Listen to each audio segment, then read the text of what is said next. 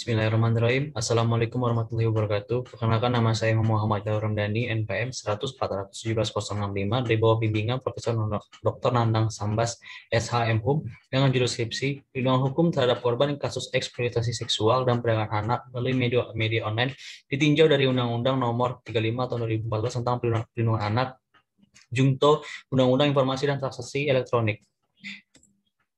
Selanjutnya, latar belakang saya itu arus globalisasi yang pesat membuat dampak positif dan negatif yang terjadi di masyarakat. Variasi dari tindakan kejahatan pun muncul ke permukaan. Contohnya eksploitasi seksual dan perdagangan anak melalui media online.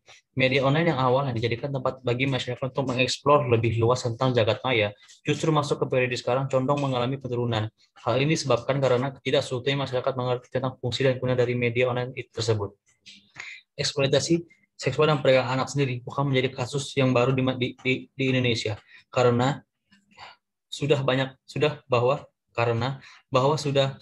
ada banyak kasus yang terjadi dan memakan korban bukan hanya satu. Pemerintah sebagai pihak yang memiliki badan dan perangkat yang memadai membuat suatu sistem yang dapat menjerat dan melindungi korban melalui Undang-Undang Nomor 35 Tahun 2014 tentang Perlindungan Anak dan undang-undang terkait seperti Undang-Undang Informasi dan Transaksi Elektronik dan Undang-Undang TPPU.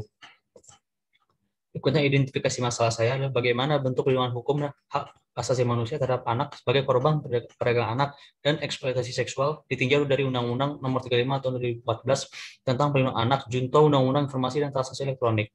Yang kedua, bagaimana bentuk pertanggungjawaban bagi pelaku eksploitasi seksual dan perdagangan anak melalui media online ditinjau dari Undang-Undang Nomor 35 Tahun 2014 tentang Perlindungan Anak, Junto Undang-Undang Informasi dan Transaksi Elektronik.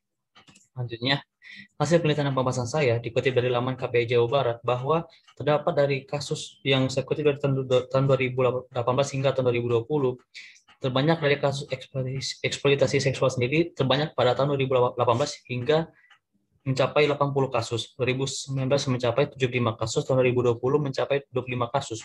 Sementara untuk perdagangan anak sendiri mencapai tahun 2018 mencapai 65 kasus, tahun 2019 mencapai 55 kasus, tahun 2020 mencapai 25 kasus. Data korban yang cenderung menurun bisa dikaitkan dengan tahun di mana pada tahun 2020 sendiri terjadi pandemi COVID-19 yang menyebabkan tidak eksposnya kasus korban, dan bisa juga dikaitkan dengan ketidakmampuan korban untuk melapor kepada pihak berwajib.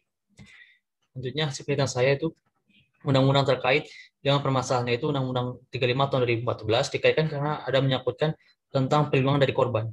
Yang kedua, Undang-Undang Nomor 11 tahun 2008 tentang Undang-Undang ITE karena ada menyangkut dengan transaksi jual beli melalui media online tahun 2000, dan berikutnya Undang-Undang Nomor 21 tahun 2007 tentang trafficking sesuai dengan subjudul.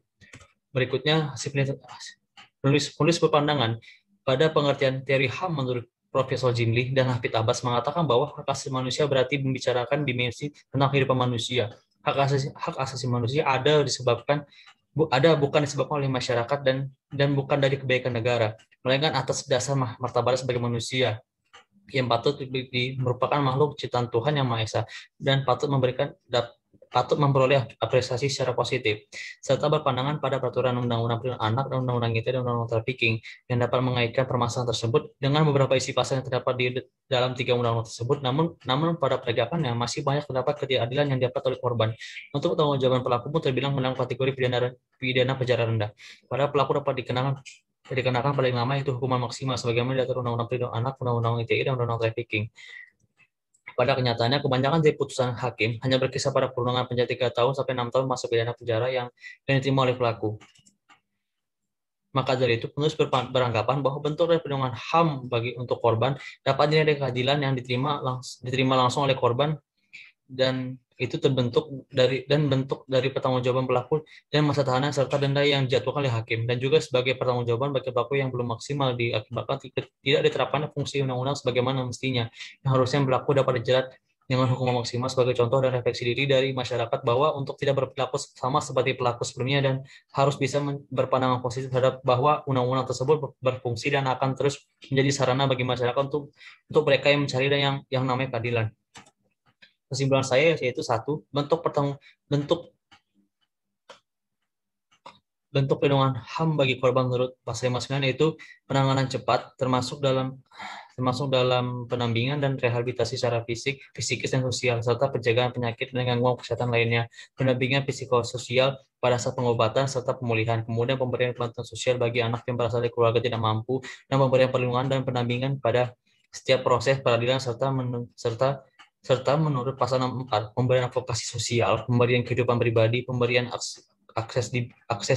aksesibilitas terutama bagi anak penyandang disabilitas, pemberian pendidikan, pemberian pelayanan kesehatan dan pemberian hak sesuai dengan ketentuan peraturan perundang-undangan. Yang kedua, bentuk pertanggungjawaban bagi pelaku eksploitasi seksual dan perdagangan dan eksploitasi seksual berdasarkan Undang-Undang Nomor 35 tahun 2014 pasal 83 dipidana dengan pidana paling paling singkat 3 tahun dan paling lama 15 tahun dan denda paling sedikit 60 juta dan paling banyak 300 juta. Dan dalam pasal 88 yaitu pidana pidana paling lama 10 tahun dan atau denda paling banyak 200 juta. Serta dalam Undang-Undang ITE pasal pasal pasal 45 ayat 1 junto pasal 27 ayat 1 pidana penjara paling lama 6 tahun dan denda paling paling banyak 1 miliar. Namun dari kebanyakan kasus bentuk penegakan pertanggungjawaban pidana bagi pelaku dinilai terlalu ringan dan terkesan tidak ada keadilan bagi pelaku dari apa yang telah dibuat oleh pelaku. Sekian dari saya.